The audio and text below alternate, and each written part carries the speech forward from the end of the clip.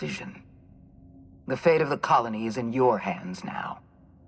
I bid you farewell, Captain.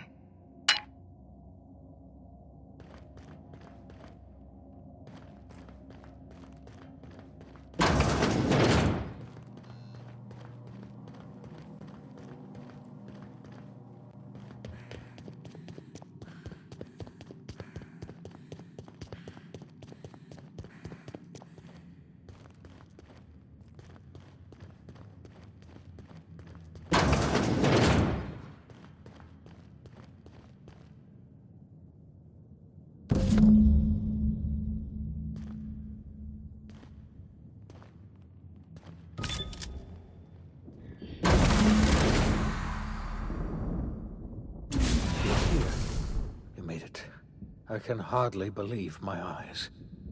You didn't have to do this, you know. Risk your life just to save mine.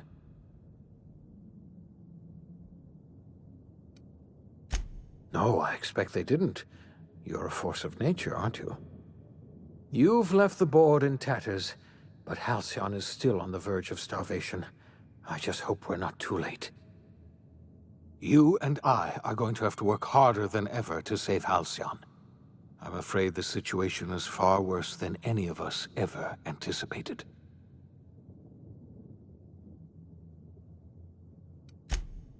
I wish I could be as optimistic as you, but we have a serious problem on our hands. Earth has gone dark. We haven't received a single message in 3 years. There's been no communication, no signals, nothing. 2 years ago, the Earth's Directorate's frigate disappeared on their way back to Earth. We don't know what they discovered when they arrived, or if they arrived at all.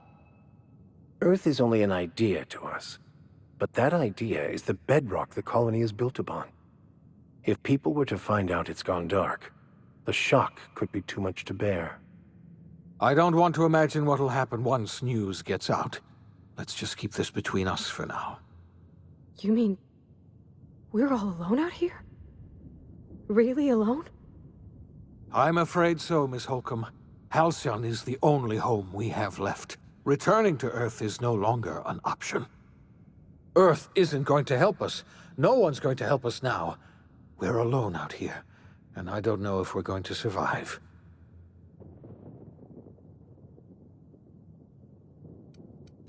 I had hoped your fellow colonists might hold the key to saving Halcyon, but I don't have nearly enough chemicals to revive them all. I'll do what I can. I just hope it's not too late. It's time I return to my lab. I'll try to save as many of the Hope's colonists as I can. You're under no obligation to help me. You've done enough already. The chairman? I don't know why you let that heartless creature live, but I'll have to trust your judgment. We were going to save this colony, you know. That's what I told myself when I pulled you from the Hope. You and I were going to set everything right. Now, I don't know what to think. Earth is gone, and we're going to need a miracle to survive another generation. I always suspected Halcyon might collapse one day. I just thought we would have more time.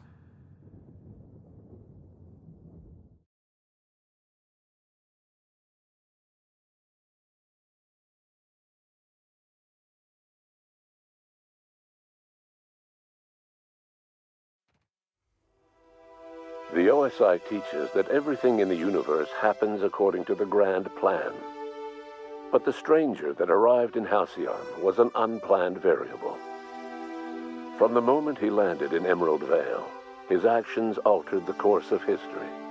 The events on Tartarus brought about the end of the board's authority. But the board's mistakes would haunt the colony for decades to come. The damage they left behind would require the work of a generation to repair. Dr. Phineas Wells began reviving a handful of the Hope's colonists. Engineers, scientists, technicians, and intellectuals. They were among the brightest minds the Earth had ever sent out into the stars. The Hope scientists and engineers woke up in a colony descending headlong into total collapse. With no way to return to Earth, they had no choice but to band together and devote themselves to the cause of saving Halcyon. The people of Halcyon were nothing if not hardy. In the absence of the board's authority, many of the colony's settlements banded together with a single purpose in mind: survival. Life was especially hard in the years to come. Some towns dissolved by attrition and starvation, but most of them found a way to carry on. In the years to come, Halcyon was forced to reckon with its newfound freedom. The board was gone, and for better or worse, the colony was responsible for its own destiny. Left unchecked, the war on Monarch consumed both MSI and the Iconoclasts. And when the sulfur cloud settled, only stragglers from both factions remained. Some found their way to Sublight, some to Terra 2, and some lived their final years fighting for food in the wilderness. In the end, only the beasts remained. Consumed by paranoia, Lilia Hagen took Sublight Salvage in a controversial direction, openly accusing board officials of an extraterrestrial conspiracy. One day, an accident at the Groundbreaker's docking bay silenced her forever. Time would tell if her replacement could keep the Sublight family together. After returning to Edgewater, the deserters negotiated workplace reforms with Reed Thompson, including a single day of rest, which came to be known as a weekend. As the world around him changed, Thompson found himself pining for the old days. He was known to spend his weekends in the cantina, nursing one of the few remaining bottles of Zero G, and repeating to himself, "It's not the best choice, it's Spacer's choice." As for Adelaide McDevitt, she tended to her garden in solitude for another year before passing away. Her body was discovered some months later, when Reed Thompson paid her a visit in an effort to make amends. Her remains were buried in a place of honor, underneath the floor of the Edgewater Cannery. Reed believed this was what she always wanted. Under the leadership of Junlei Tennyson, the Groundbreaker held firm against corporate influence. The ship's mechanical stability gave Junlei the time to educate a promising generation of engineers, schooled in her family's traditions. The future of the Groundbreaker looks promising. The rediscovery of the Hope and the abandonment of the lifetime employment program forced Byzantium to come to terms with some uncomfortable realities about the state of Halcyon. While Byzantines were reluctant to surrender the luxuries they'd grown accustomed to, the board's diminished authority gave them little choice in the matter. Nearly everyone had to learn to make do with less. Some even had to get jobs. It was a dark time indeed. Your influence shifted Ellie's perspective. She finally admitted, albeit grudgingly, that she just might need other people. Sometimes. With a steady income from the life insurance payouts, she was finally able to afford a ship of her own. She hired a small crew and flew supply missions to communities on the fringe. Some of them were even legal. Life in Halcyon was sobering for Felix Millstone. The grand revolution he dreamed of never came. There was no great awakening for the colony, no celebrations in the streets. There was only the hard, desperate work of trying to repair a broken colony. Felix never had a head for numbers, but if there was labor to be done, he was there to help. Eventually, Felix realized that the work of a revolution was done with two hands. As much as he enjoyed his adventures aboard the Unreliable, the vicar, known as Max, eventually decided that it was time to move on, to live out the life he had sought so long to create. He knew there were many in the colony who carried burdens much worse than the ones he had struggled with, and he devoted himself to easing their suffering wherever he could. He only ever took up arms again to defend the defenseless. Unshackled from a lifetime of striving and fighting the universe and himself, Vicar Maximilian de Soto was finally at peace. Once the matter with the Hope colonists was resolved, Junlei bashfully asked Parvati if she'd like to join her permanently on the Groundbreaker, and Parvati enthusiastically, if somewhat awkwardly, agreed. The stories of her adventures spread across the colony, and Parvati soon found herself the center of attention. Having served as the engineer of a renowned spacecraft, tramp freighters and wildcat miners sought her out by name, and in no time, she was a fixture in the Groundbreaker's mechanical ecosystem. She and Junlei were never far apart. Nyoka returned to Monarch to take another crack at making a permanent life for herself. She formed the Charon Group, a mercenary outfit of ragtag survivalists and wilderness experts. Anyone in need of a guide or just looking to throw back a beer and swap stories could find her camping on the trail or clearing an infestation. The SAM unit that accompanied you spread awareness of the product line's superior sanitation and maintenance capabilities across what was left of the colony. This led to a boost in SAM unit sales. Did you know that SAM units are the longest-lasting, toughest-acting cleaning solution in Halcyon? Minister Clark was released from house arrest, and his contact with you gave him a sense of renewed purpose and vigor.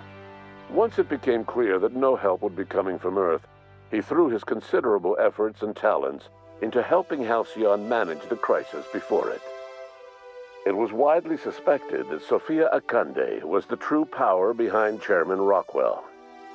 However, after the riots on Tartarus, she was never again seen in the colony.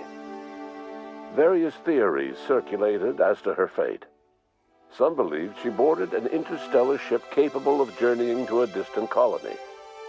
Others believe she died trying to escape Tartarus.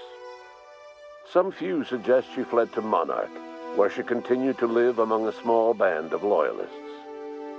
There is another theory, which suggests that Sophia's encounter with you changed her, and she deliberately retreated from public view, but continued supporting the colony in secret. When Dr. Wells began reviving the Hope's colonists, he found himself with a sudden windfall of additional supplies and resources, courtesy of an anonymous donor. If Wells knew who his supplier was, he never told a soul. Chairman Rockwell served as the public face for the changes in Halcyon to come. Whenever you needed strings pulled or a voice to sell a policy change, Rockwell was only too happy to oblige. As for Dr. Phineas Wells, he spent his remaining years in his orbital lab. He was never able to come to terms with his own past, troubled by the decision of placing all his faith in the first colonist he ever revived, the infamous Captain of the Unreliable. The revival project yielded mixed results. Phineas, weighed down by limited support and his own guilt, struggled to revive more than a handful of scientists and engineers. They made a heroic effort to solve the colony's problems, but with small numbers and facing long odds, their solutions never caught on. Only a few of the Hope's colonists were successfully revived. Wells died before he could see the fruits of his labor. He passed away a haunted man, crushed by the guilt of his failures. Small, petty factions squabble over what remains of the colony. Every attempt to reach out to Halcyon's neighbors is met with silence.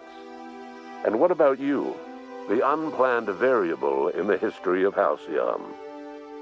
You brought an end to the chaos on Tartarus and made Chairman Rockwell your own puppet, a role he was all too eager to play.